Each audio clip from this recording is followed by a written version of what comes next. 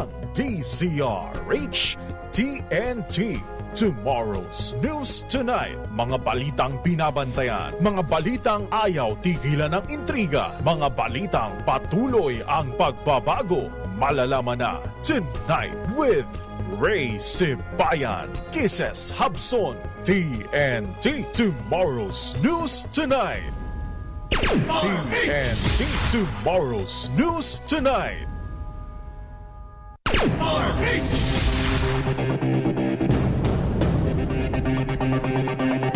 Magandang gabi po Luzon, Visayas, Mindanao sa ating pong Tomorrow's News Tonight.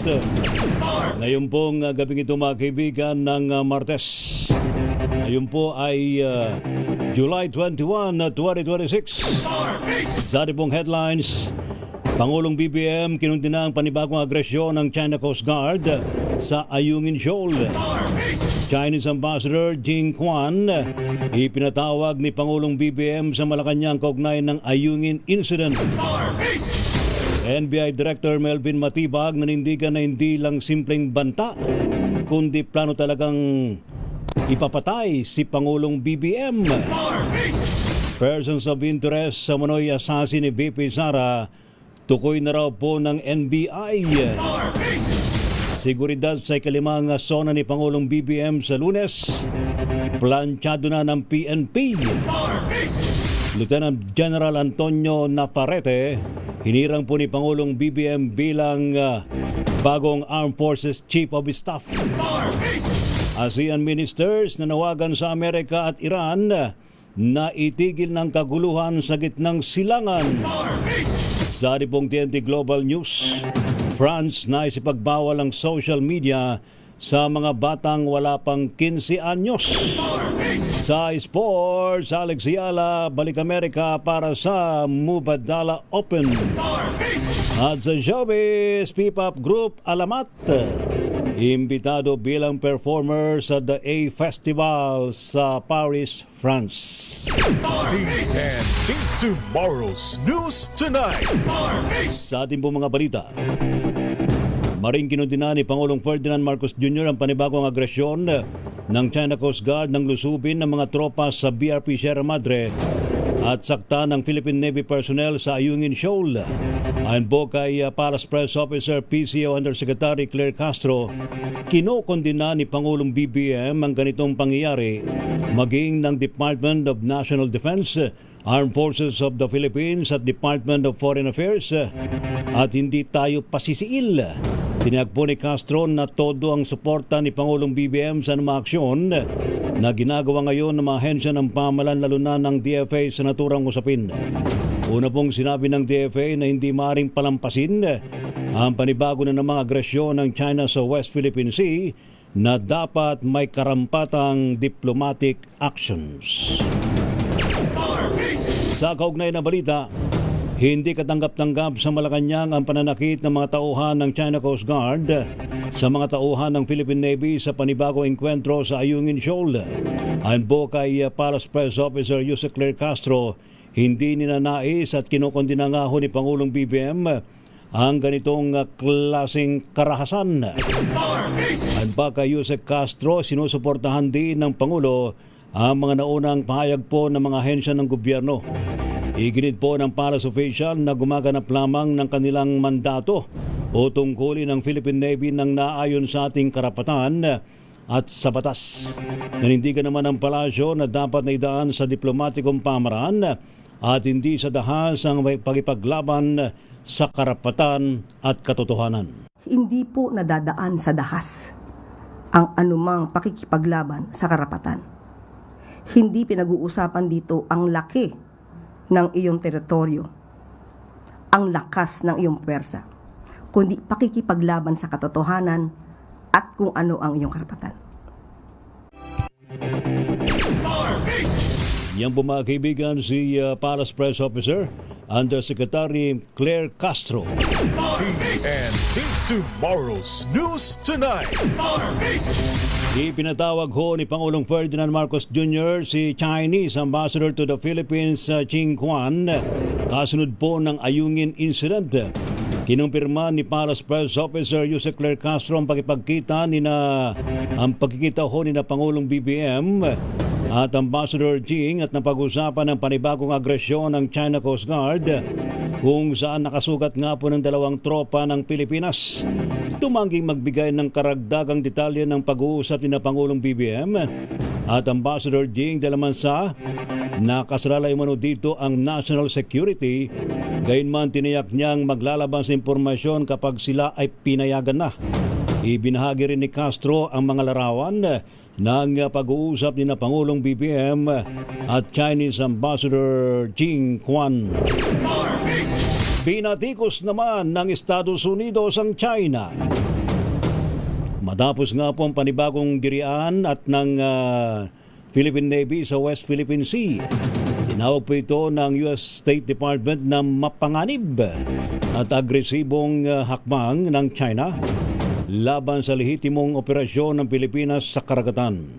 Anilang sunod-sunod na pangaharas ng China ay banta sa kapayapaan at seguridad sa rehiyon at taliwas sa pangako nitong lutasin ng mga sigalot sa mapayapang paraan. Kasabay po nito ay dumating ngayong Martes sa Maynila si US Secretary of State Marco Rubio para sa ministerial meeting na Association of Southeast Asian Nations o ASEAN. Bagaman wala pang kumpirmadong pulong kay Chinese Foreign Minister Wang Yi, sinabi ni Rubio na bukas siya sa posibilidad na makaharap ang opisyal ng China na inaasa namang darating sa bansa sa Miyerkules at Huwebes para rin sa ASEAN meeting. TNT Tomorrow's News Tonight. Hinamon naman ng Armed Forces of the Philippines ang China na ilabas ang hindi spliced na version na kanilang video sa pinakauling insidente sa Ayungin Shoal. Ito po'y kasunod ng pagbabahagi ng China Embassy sa mga kuha na ang sinisisi sa komprontasyon ay ang mismo pang mga sundalong Pilipino sa BRP Sierra Madre. Subalit ayon po kay Armed Forces spokesperson for West Philippine Sea Retired Admiral Roy Vincent Trinidad, ang Chinese Coast Guard po ang lumapit, kitang-kita naman sa barko ng mga Pilipino.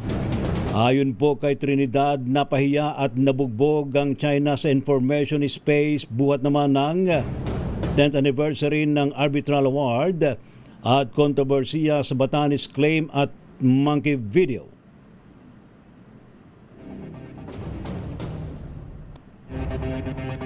Narito po si Armed Forces spokesperson for the West Philippine Sea, Retired Admiral Roy Vincent Trinidad. Na ipapakita naman doon sila ay lumapit. So yung action ng ating mga rubber boats was merely to drive them away. And it was non-confrontational, it was defensive in nature, it was within the rules of engagements. Sila ang nag-provoke, sila ang lumapit. So what they are showing is a spliced or incomplete version of the video. If they show the full context of the video that they took, it will be incriminated against them. It will be self-incriminating. Yan po mga kaibigan, si Armed Forces spokesperson for the West Philippine Sea, Retired Admiral Roy Vincent Trinidad. TNT Tomorrow's News Tonight. Samantala, nasagip naman ang 2 tropa ng Pilipinas na nasugatan sa pagsalakay ng China Coast Guard sa nakadaong na BRP Sierra Madre sa Ayungin Shoal. Ito po'y matapos namang ipagutos si Philippine Coast Guard Commandant Admiral Ronnie Hill Gavan na magpadala ng medical mission sa BRP Sierra Madre para nga ho masagip ang 2 sugatang sundalo. Agad na naglayag ang BRP Melchor Aquino at BRP Malapascua patungong Ayungin Shoal para sa naturang medical mission. At pagdating po ngayong araw na ito sa naturang lugar ay matagumpay na nailikas ang 2 nasugatang sundalo. Gayunman, bago tuluyang masagip ang 2 sundalo ay muling nagpakita ng agresyon. Ang China Coast Guard nang pilit itong iharang ang kanilang rigid hull inflatable boats sa mga barko ng Pilipinas. Matagumpay pa rin nailikas ang 2 sundalo na ginagamot nga po ngayon sa BRP Melchor Aquino sa mga tinamo nilang sugat sa katawan. TNT Tomorrow's News Tonight. Samantala, sa iba pang balita, sumalang na po sa impeachment court si National Bureau of Investigation Director Melvin Matibag. Bahagi pa rin ito ng paglilitis kaugnay na Article 4 o grave threat sa impeachment trial laban kay Vice President Sara Duterte. Subalit bago sinimulan ng mga testimonya ni Matibag, nagpaalala si Impeachment Court Presiding Officer Chis Escudero na iwasan ng pahayag na tumutukoy sa mga Senator Jazz kaugnay ng iba pang investigasyon na isinasagawa ng NBI. Magugunitang nung Biyernes na talakay sa oral argument sa Impeachment Court, hakbang ng NBI na muling maimbestigahan ang mga anomalya sa 2019 Southeast Asian Games na kinasangkutan ni Senador Alan Peter Cayetano. TNT Tomorrow's News Tonight. Itinuturing naman ng NBI na hindi lang simpleng banta, kundi isa na raw plano ang umano'y pagpatay kay Pangulong Ferdinand Marcos Jr. Sa pagtestigo naman sa impeachment trial, sinabi ni NBI Director Melvin Matibag na lumawak na ang kanilang investigasyon mula sa pagbabanta patungo sa isang seryosong usapin ng pambansang seguridad. Ayon po kay Matibag, sa kanilang investigasyon, malinaw umanong sinabi ng pangalawang Pangulo na nakipag-uusap na siya sa isang tao na umano'y papatay sa Pangulo kung may mangyari sa kanya at pumayag na ito. Binigyan din ni Matibag na ang kanilang investigasyon o inimbestigahan ay isang serious, active at continuing threat sa buhay ng Pangulo. Pero ang amin pong iniimbestigahan ay sinuulit ko nga po, the serious, active, and continuing threat to the life of the President which already transcend to a national security issue. Sapagkat malinaw po na hindi na ito banta, kundi isang plano na patayin ang Pangulo ng Pilipinas. Yan po mga kaibigan si NBI Director Melvin Matibag. Samantala naman nanindigan si Director Matibag na naayon sa batas at proseso ang kanilang investigasyon sa betrayal of public trust ni Vice President Sara Duterte. Ito po ay matapos namang matanong ni Attorney Mark Binluan kung hindi ba nakaapekto sa kanilang investigasyon ang mataas sa public trust rating ng Vice Presidente. Ayon po kay Director Matibag, hindi sila nagpapaapekto sa opinyon ng publiko at tuloy lamang ang kanilang mandato sa NBI. Pagka po ating pinagbasihan ang popularidad, ang ibig sabihin po ba nito, ang isang pinakakilala at popular na tao pwede nang gumawa ng krimen at hindi natin papapanagutin? Muli si NBI Director Melvin Matibag. TNT Tomorrow's News Tonight. Samantala, may persons of interest na raw po ang NBI. Kaugnay po na naging pahayag naman ni Vice President Sara Duterte na may kinausap na siyang tao para ipapatay umano si Pangulong Ferdinand Marcos Jr., First Lady Liza Araneta Marcos at dating House Speaker Martin Romualdez. Ito pong iniyag ni NBI Director Melvin Matibag sa pagharap niya sa impeachment court bilang testigo sa nagpapatuloy na trial kaugnay na Article 4 o grave threats. Ayon po kay Matibag, may mga sinusundan na silang lead at may mga natukoy ng individual na posibleng makapagturo o mismong siyang nakausap ng Vice Presidente. Kailanman tumanggi siyang isiwalat ang kanilang pagkakakilanlaan dahil naman sa maaari umano nitong makompromiso ang investigasyon, malagay sa panganib ang intelligence assets ng NBI at lumabag sa mga patakaran sa pagiging kompidensyal ng kaukulang impormasyon. TNT Tomorrow's News Tonight. Standby pa rin po si iba pang mga balita mga kaibigan sa Tomorrow's News Tonight. Seguridad sa ikilamang zona ni Pangulong Ferdinand Marcos Jr. sa Lunes abay planchado na raw po ng PNP. Lieutenant General Antonio Navarrete hinirang ni Pangulong BBM bilang bagong Armed Forces Chief of Staff. ASEAN ministers na nawagan sa Amerika at Iran na itigil na ang kaguluhan sa gitnang silangan. Sa pong TNT Global News France na isipagbawal ang social media sa mga batang wala pang 15 anyos. Sa sports, Alex Yala, balik Amerika para naman sa Mubadala Open. At sa showbiz, P-pop group Alamat, imbitado bilang performer sa The A Festival sa Paris, France. Pilipinas ang oras alas 9:34 ng gabi. Number Hello, Washi! Laundry day na naman! Yay! Anong meron? Mancha ng chocolate, putik, may libag pa. Kaya natin yan! With Pride Washing Machine Detergent, may triple stain-away formula. Tanggal ang makapit, madikit, at malupit na dumit mancha. Kaya easy-easy ang labada. Mula noon hanggang ngayon. All you need is pride. All you need is pride. ACS. Maulan man, no worries na amoy kulog ang damit. Charm Fab Con. Bangong kumakabloom. Tanggal amoy kulog sa bango ng charm. Kaya gamit ko, Charm Fab Con with Bloom Fresh technology. Kills 99.9% of kulob-causing bacteria. May aroma burst pa of thousands of flowers and berries. Ang sampay sa loob, no amoy kulob. Bangong kumakabloom sa charm. Charm Fab Con. ACS. May nagbago. May arte. May budget. Akala nyo lang yon. So solid. White rose papaya. Wow, white rose. White rose papaya. Wow, white rose. White rose papaya. May glow up with a white rose papaya. White rose papaya. May puti power times 2 kasi may papaya at niacinamide. May shea butter and tea tree oil pa. Kutis sulit ang glow May up. glow up with a white rose papaya. White rose papaya. Kutis sulit ang glow up. ACS. Galalala Falcon. Galalala Falcon. Ang bango ng sampayan. Tara na magsayawan. Calafabcon, amoy nakaka-joyful.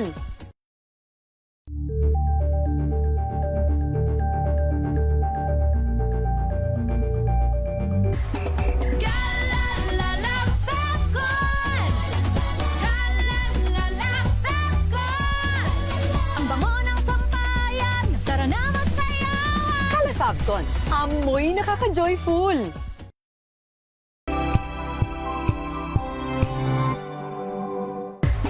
Galalala Falcon.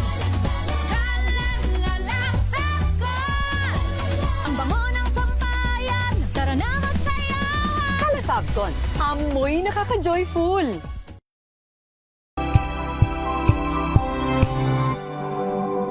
Ngayong ika-87 taon ng kauna-unahan, DZRH. Tayo ay iisa. Ikaw, kayo, tayo. Iisa ang radyo. Tayo ay iisa. Iisa ang nag-uugnay. Iisang radyo ang pinakikinggan. Tayo ay magkaisa. Dahil tayo ay Pilipino. DZRH. 87 tayo. Saan ka man sa mundo, tayo iisa. Tayo Pilipino. Serbisyong tapat sa iyo. DZRH.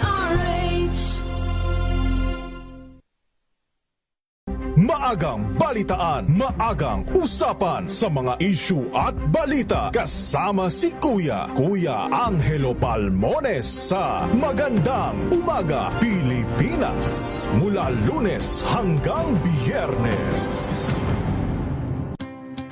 Samahan niyo po ako hanggang 7:30 ng gabi.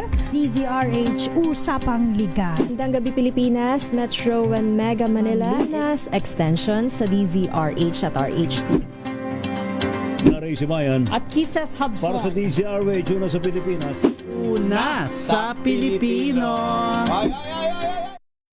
Mga balitang gigising sa inyong umaga. Mga balitang kailangan mong malaman. Mapapakinggan sa ACS Balita sa 2x2.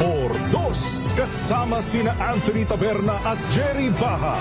Lunes hanggang Biyernes.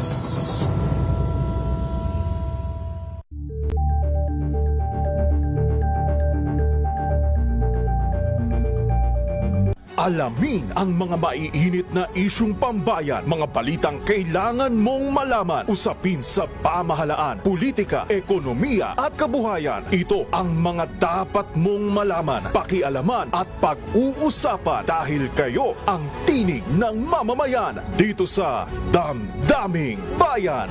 Live sa DZRH Radio, DZRH TV at DZRH Digital. Kasama sina Lakay, Deo Macalma at Elaine Apit. Araw-araw, Lunes hanggang Biyernes. Damdaming Bayan.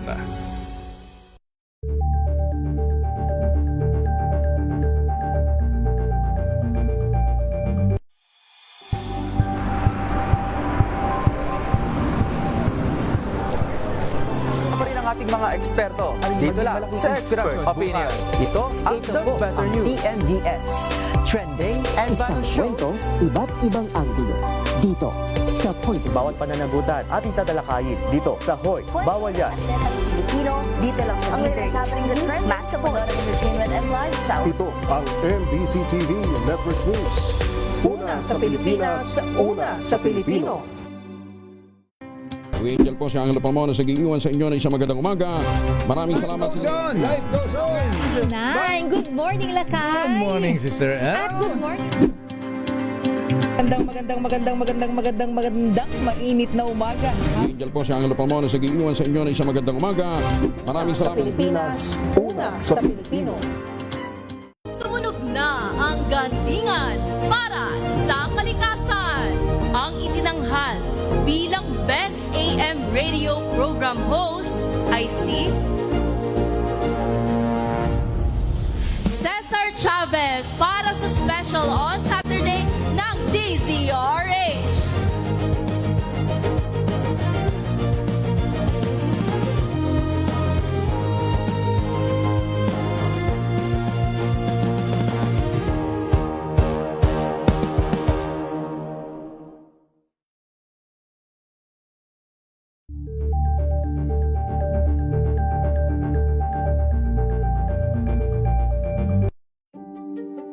Buklatin ang mga pahina. Pakinggan ang boses ng lipunan. Tunghayan ang mga issue mula sa ibang katayuan. Nakakalungkot kasi deserve ba namin ng ganito? Na hindi nila alam kung ano talaga yung kanilang mga karapatan. Yung gobyerno, tinulungan nila yung kanilang magsasaka. Pinapatahimik tayong lahat using various laws. Through education, kayang-kaya nating baguhin yung ganitong klaseng pag-iisip. Isang kwento, iba't ibang anggulo. Dito sa Point of View. The Better News. Una sa Pilipinas, una sa Pilipinas. TNVS, trending and viral show. Nakahandang sa ating balitan mga kaibigan sa Rapido Hataw. Public Service Hour. Siyempre pa, una sa Pilipinas. Ayan ang kabuuan natin palatuntunan ng break time. Sabay niyo na po ang mga balita at talakayan sa Balansyado. Maraming Tambalang Anthony Taberna at Jerry Baha ang gigising sa inyong umaga dahil lalatay ang humahagupit na diskusyon at komentaryo Lunes hanggang Biyernes sa 2x2.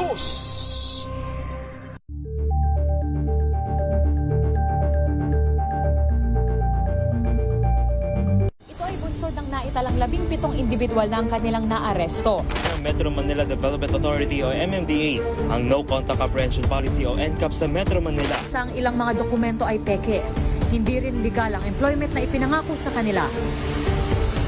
Sa mata ng batas, mananagot ang sangkot at may sala. Dahil sa bawat paglabag, may karampatang parusa. Alamin ang mga pananagutan sa likod ng mga bawal dito sa Hoy Bawal yan tuwing Sabado, alas 11:30 ng umaga. Dito lang sa DZRH TV. Samahan niyo po ako hanggang 7:30 ng gabi. DZRH Usapang Liga. Magandang gabi Pilipinas, Metro and Mega Manila, nas extension sa DZRH at RHT. Naray si Mayan. At Kisses Hubson. Para sa DZRH, una sa Pilipinas. Una sa Pilipino. Tumunog na ang gandingan para sa kalikasan. Ang nagkamit ng parangal bilang Best News Anchor ay walang iba kundi si Angelo Palmones ng Magandang Umaga Pilipinas, DZRH Radio 666 kHz.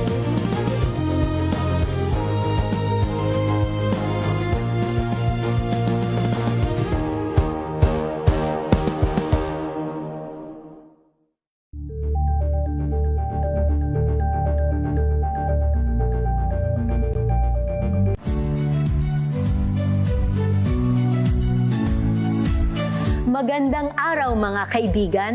Ito po ang inyong balerina ng bayan, si Lisa Makuha Elizalde na nag-aanyaya sa inyong samahan kami at ang aming mga espesyal na panauhin para sa kalahating oras ng masayang kwentuhan sa aming programang Art to Art, kung saan ang usapang sining at kultura ay para sa lahat. Huwag kaliligtaan, tuwing linggo, alas 3:30 ng hapon, dito lamang sa DZRH Radio, DZRH TV, at via online streaming.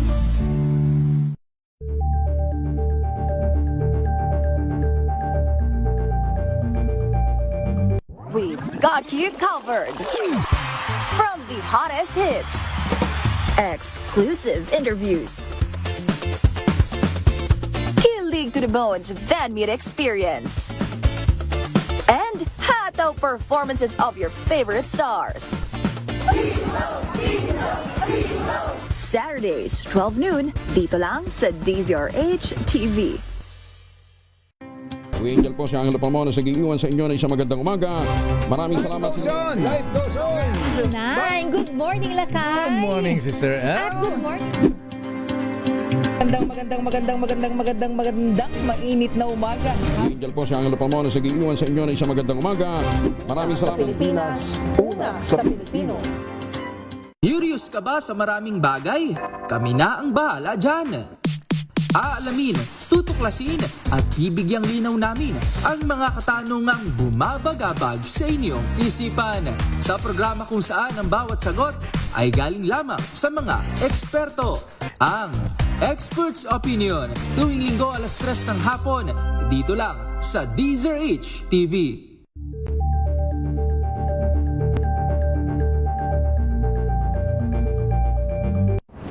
TNT Tomorrow's News Tonight. Sadi pa rin po mga balita mga kaibigan sa Tomorrow's News Tonight. Foreign ministers ng ASEAN nagpahayag daw po ng seryosong pagkabahala sa sitwasyon sa Middle East. Report mula kay RH4, Miss Karen Oyong. Miss Karen. Lubos na nababahala ang mga foreign ministers ng Association of Southeast Asian Nations o ASEAN sa kasalukuyang sitwasyon na sa gitnang silangan, partikular ng panibagong girian sa pagitan ng Estados Unidos at Iran. Sa opisyal na pahayag ng mga foreign ministers ng ASEAN, pinaalalahanan nila ang Amerika at Iran na pairalin ang hinahon at self-restraint upang hindi na lumala ang sitwasyon sa nabanggit na rehiyon. Ayon sa pahayag, mas lumiliit ang tsansa ng mapayapang resolusyon sa pamamagitan ng dialogo at diplomasya sa nangyayaring pag-atake ng kaparehong panig. Noong nakarang Abril, nagpahiwatig ng suporta ang ASEAN member states sa diniklarang tigil putukan o ceasefire sa pagitan ng US at Iran na inanunsyo noong 8 ng Abril ng taong ito. Ngunit tumaas muli ang tensyon kamakailan nang magpaulan ng mga airstrikes ang Amerika laban sa Iran kung saan tinarget nito ang ilang military command centers ng Iran, missile at drone launch sites, maritime capabilities at at air defense systems, ayon na rin sa ulat ng Reuters. Napawalang bisang pansamantalang kapayapaan noong Hulyo matapos ng serye ng mga atake na naging hudyat naman sa Amerika na gumanti sa military targets at mas paigtingin pa ang naval blockade. Sa bagong pahayag, inuudyokan ng ASEAN member states ang pagtigil sa mga pag-atake, buksan ang Strait of Hormuz na daanan ng kalakal at negosyo sa iba't ibang parte ng mundo upang maiwasan ang matinding implikasyon sa regional trade, energy at food security, kasama ng energy markets at supply chains, agricultural production at masigurong agricultural input supply chains, partikular na ang fertilizers o pataba. Iginiit rin ng pahayag ang commitment na magpaabot ng emergency assistance sa ASEAN national sa panahon ng krisis na naayon sa ASEAN Declaration on the Guidelines on Consular Assistance by ASEAN member states missions in third countries to nationals of other ASEAN member states at ang guidelines for the provision of emergency assistance by ASEAN missions in third countries to nationals of ASEAN member countries in crisis situations. Ako si RH4 Karen Oyong nag-uulat para sa DZRH, una sa Pilipinas, una sa Pilipino. Thank you, Ms. Karen Oyong. Samantala naman, Australia naglaan daw po ng 1.6 billion pesos para po sa equip program ng Pilipinas sa mga senior high school student. Report mula kay RH9, Miss Tina Nolasco. Miss Tina. Naglaan ng 1.6 billion pesos na pondo ang Australia bilang suporta sa Education Quality for Inclusive Prosperity o EQUIP program ng Pilipinas. Ito ang inanunsyo ni Australian Foreign Minister Senator Penny Wong sa kanyang pagbisita sa Mariano Marcos Memorial High School sa Santa Ana, Maynila ngayong araw, July 21, 2026. Pinangunahan ni Dapat Secretary Sani Angara at TESDA Secretary Kiko Benitez ang pagsalubong sa opisyal na mainit ding tinanggap ng mga mag-aaral at guro ng paaralan. Layunin ng EQUIP program na ihanda ang mga estudyante ng senior high school sa Pilipinas para sa trabaho at ibagay ang kanilang kaalaman sa mga pangangailangan ng modernong ekonomiya. Bukod pa rito ang layunin na palawakin ang oportunidad, magbigay ng mga pagsasanay upang makabuo ng kasanayan at hands-on experience sa mga kabataan. Ayon kay Secretary Angara, bukod sa Australia, marami pang bansa ang inaasahang susuporta rin sa EQUIP program gaya ng Amerika, United Kingdom, Spain at iba pa. Ito si RH9 Tina Nolasco para sa DZRH, una sa Pilipinas, una sa Pilipino. TNT Tomorrow's News Tonight. Samantala naman, isa raw pong teacher abay tinamaan ng stray bullet. Dalawang iba pa sugatan sa pamaril sa Imus City. Report mula kay RH27 Noche Kakas Noche. Lakay Ray, sugatan ang isang teacher at dalawang iba pa sa insidente ng pamamaril sa Callejon Street, Barangay Malagasang 2A sa Imus City, lalawigan ng Cavite. Kinilala ang isang biktimang si alias Giovanni, isang teacher, sugatan rin si alias Clark, 53 anyos, at ang suspect na si alias Alvin na ngayon ay naka-hospital arrest. Sa inisyal na investigasyon, isang pagtatalo ang naganap sa pagitan ng isang alias Justin na nagresulta sa isang mainitang pagtatalo. Sa gitna ng away, bumunot ng baril ang suspect at binaril si alias Justin ng 2 beses, ngunit hindi ito tumama. Sa kasamaang palad, ang tinamaan ng ligaw na bala ay ang teacher na nagkataong dumaan lang sa lugar. Nang malaman ang insidente, hinarap ng ama ni alias Justin ang suspect na humangtong naman sa isang pisikal na pagtatalo. Ayon pa sa report, sa gitna ng away, binaril ng suspect ang ama ni alias Justin. Bagamat sugatan, tinangka nitong agawin ang baril mula sa suspect. Habang nag-aagawan sila ng baril, aksidente namang pumutok at tumama sa naturang suspect. Dahil dito, parehong dinala sa ospital ang dalawang biktima at ang suspect na ngayon ay maharap sa prostrated homicide. RH27 na si Kakas DCRH, una sa Pilipinas, una sa Pilipino. Thank you, Noche. Samantala, meron daw mega job fair sa Caloocan. Aba, ating alamin sa report ni Edwin Duque. Edwin. May good news Lakay Ray dahil naglabas ngayon ang anunsyo ang Caloocan NGO sa mga walang trabaho. Nasabantalahin itong ikakasang mega job fair sa araw ng Huwebes. Ayon sa kanilang peso ay nanyayahan ang lahat ng mga walang trabaho batang ang Calo. na makiisa sa kanilang mega jumper na mag-umpisa ito sa alas 9 ng umaga hanggang alas 4 ng hapon. Ito'y gaganapin naman sa Caloocan Sport Complex. Ayon kay Mayor Along Malapitan, kung naghahanap sila ng bagong oportunidad o pagkakataong magsimula ng trabaho, dalhin lamang kanilang maraming resume at valid ID na merong Caloocan address para naman sa tanggapan ng peso. Good luck lang daw sa mga mapili, sa libu-libong mapili at babayaran o hire on the spot dahil itong naturang mega jumper ay sadyang inilaan doon sa walang mga trabaho at mga bagong graduate hanggang ngayon ay naghahanap pa rin ng trabaho. Samantala lang kayo rin, tinayak kanina ni Police Colonel Joey Coport, ang Chief of Police ng Caloocan, nakatalaga at nakalatag ang kanilang persa ng PNP sa lahat ng paaralan upang kung mangyari ulit yung mga bomb threat at pananakot, handa silang tugunan upang maging mapayapang isip ng mga magulang na nangyari nga nitong mga nakarang mga araw na sunod-sunod yung pananakot ng di pa verified na FB account. Aris 23, Edwin Duque nagulat sa DZRH, una sa Pilipinas, una sa Pilipino. Thank you. Salamat, Edwin. Samantala naman, MMDA sinuyod daw po ang paligid ng batasan. 45 motorista natikitan. Meron din pong pinaghatak ng mga sasakyan.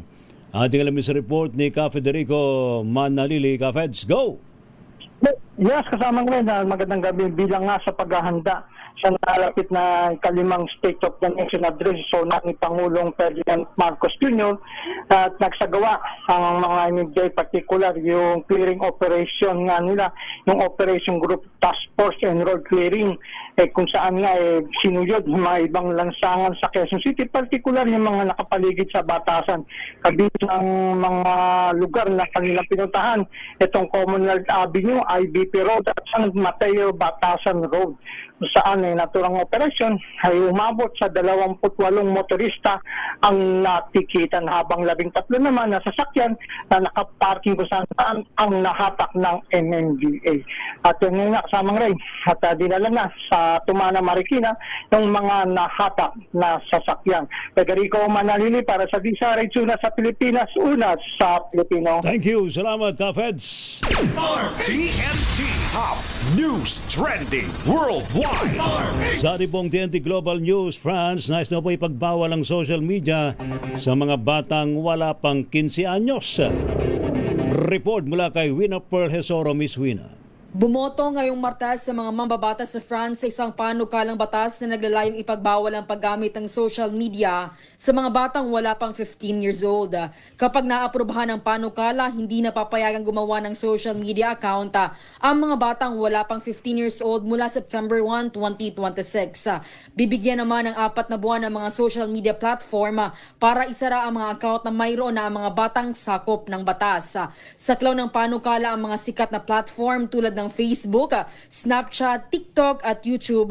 Gayunman, mananatiling bukas sa mga kabataan ng online na encyclopedias at mga educational websites. Layunin ng batas na maprotektahan ang kalusugan at kaligtasan ng mga menor de edad laban sa mga panganib na dulot ng social media. Samantala, suportado ni French President Emmanuel Macron ang naturang panukala. Una na rin niyang hinikayat ang mga kabataan na bawasan ang paggamit ng cellphone at mas magbasa ng libro. Para sa TNT Global News, ito si Wina Parlasoro ng DZRH. Una sa Pilipinas, una sa Pilipino. Thank you, Wina Pearl Hesoro. TNT Sports and Games. Sa ating sports mga kaibigan, Alex Ayala, abay balik Amerika daw po para po sa Mubadala Open. Go ahead sa iyo report, Jeric Sasil. Jeric? Ray, Amerika na si Filipina tennis star Alex Ayala upang simulan ang training camp nito para sa hard court season, kung saan unang lalahok ang Pinay netter sa Mubadala Open sa Washington, D.C. sa susunod na linggo. Umalis si Ayala kahapon matapos sa isang linggong pananatili sa Maynila para sa iba't ibang aktibidad, kabilang ang meet and greet at pagbisita sa Malacanang. Bago ang kampanya nito, bumaba ang ranking ni Ayala sa number 29 sa pinakabagong WTA rankings, bagaman nanatili ang kanyang 1,666 points. Nalagpasan siya ni dating Wimbledon champion Barbora Krejcikova ng Czech Republic na umangat sa number 26 matapos magkampiyon sa Athens Open. Nasahang muling aangat ang ranggo ni Ayala sa pagbubukas ng hard court season kung saan isa siya sa mga top-seeded player sa singles at makakatambal si dating Grand Slam champion Venus Williams ng Amerika sa doubles. Para sa sports, ito si Jeric Fasil para sa DZRH. Una sa Pilipinas, una sa Pilipino. Thank you. Salamat, Jeric. At ngayon, sa pong showbiz, P-Pop Group Alamat. Imbitado daw po bilang performer sa The A Festival sa Paris, France. Go ahead sa iyo report, Don Carlos. Don. Pinoy Pride ang nakatakdang performance ng Pinoy Pop Group na Alamat sa The A Festival 2026 sa Paris, France ngayong Oktubre. Ito ang kauna-unang pagkakataon na magpapasiklab ang grupo sa naturang event na nakatuon sa concerts, masterclasses, workshops, artist auditions at iba pa. Ang Alamat ang ikatlong guest na na-reveal na ng production kung saan invited din ang ilang artists sa Thailand at Korea. Nabuo ang grupo noong 2021 na kinabibilangan ni Taneo, Mo, Jao, Thomas, RG at Alas na kilala sa kanilang kanta na Maharani, Day and Night at marami pang iba. At yan ang trending na balita para sa TNT Showbiz. Ito si Don Carlos ng DZRH, una sa Pilipinas, una sa Pilipino. Thank you, Don Carlos. TNT Tomorrow's News Tonight. Salamat po sa matumutok po sa ating balitaan sa Tomorrow's News Tonight. Thank you sa ating mga nakagapay sa DZRH News Team. Inyo pong lingkod mga kaibigan, si Ray Sibayan. Sa ngala po aking partner, si Kisa Sabson para pa rin po sa DZRH. Una sa Pilipinas, una sa Pilipino. Pilipinas ang oras alas 10 ng gabi. Ang DZRH number 1 na naman.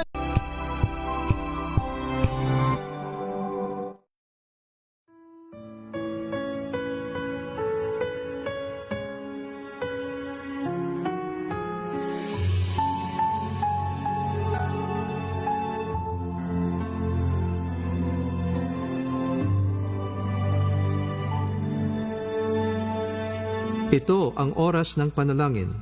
Panalangin laban sa mga kalamidad, karahasan at kasamaang